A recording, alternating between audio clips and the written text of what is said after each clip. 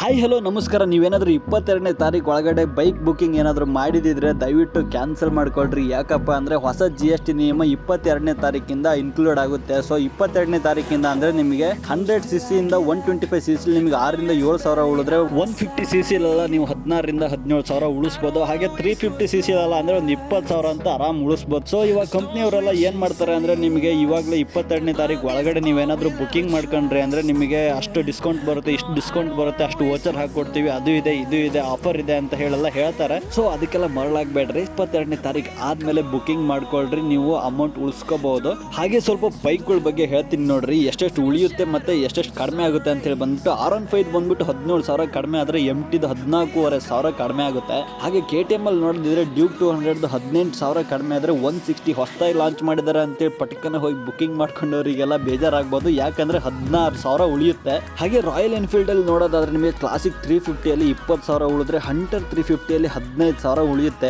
TVS ಅಲ್ಲಿ ಬಂದ್ಬಿಟ್ಟು enter 125 ಅಲ್ಲಿ ನೋಡಿದ್ರೆ ನಿಮಗೆ 6.5 ಸಾವಿರ ಉಳಿಯುತ್ತೆ. 150 ಅಲ್ಲಿ ಬಂದ್ಬಿಟ್ಟು ನಿಮಗೆ ಇನ್ನೂ ಜಾಸ್ತಿನೇ ಉಳಿಯುತ್ತೆ. ಹೀರೋ ಬೈಕ್ಸ್ ಬಗ್ಗೆ ನೋಡೋದಿದ್ರೆ ನೀವು 100cc ಇಂದ 125cc ಒಳಗಡೆ ಬಂದ್ಬಿಟ್ಟು ನಿಮಗೆ 6ರಿಂದ 7 ಸಾವಿರ ಉಳಿಯುತ್ತೆ. ಹಾಗೆ ಎಕ್ಸ್ಪಲ್ಸ್ 210 ನೀವು ಖರೀದಿ ಮಾಡ್ಲಿಕ್ಕೆ ಹೋದ್ರಿ ಅಂದ್ರೆ ನಿಮಗೆ 14 ಸಾವಿರ ಉಳಿಯುತ್ತೆ ಗುರು. 14 ಸಾವಿರದಲ್ಲಿ ಪೆಟ್ರೋಲ್ ಹಾಕೊಂಡು ಎಲ್ಲಿ ಬೇಕಾರಲ್ಲಿ ಆಫ್ ರೋಡಿಂಗ್ ಮಾಡ್ಕೊಂಡು ಮಜಾ ಮಾಡ್ಬೋದು. ಮತ್ತೆ ನಮ್ಮ ಇಂಡಿಯಾದಲ್ಲಿ ಎಷ್ಟು ಬೈಕ್ ಕಂಪ್ನಿಗಳಿವೆ, ಅದರಲ್ಲಿ ಯಾವ್ಯಾವ ಗಾಡಿಗೆ ಎಷ್ಟೆಷ್ಟು ಕಡಿಮೆ ಆಯಿತು ಎಷ್ಟೆಷ್ಟು ಜಾಸ್ತಿ ಆಯಿತು ಅನ್ನೋದು A to Z pin to pin details ಹೇಳ್ತೀನಿ. ಸೊ ಅದಕ್ಕೆ ಏನು ಮಾಡಬೇಕು ಅಂದರೆ ಯೂಟ್ಯೂಬಲ್ಲಿ ಹೋಗಿ ನಾನೇ ವೈಟೆ ಅಂತ ನನ್ನ ಚಾನಲ್ ಇದೆ. ಸೊ ಸಬ್ಸ್ಕ್ರೈಬ್ ಮಾಡಿಕೊಂಡು ಸಪೋರ್ಟ್ ಮಾಡಿ, ಆದಷ್ಟು ಬೇಗ ಇನ್ಫಾರ್ಮೇಷನ್ ಕೊಡ್ತೀನಿ. ಧನ್ಯವಾದಗಳು.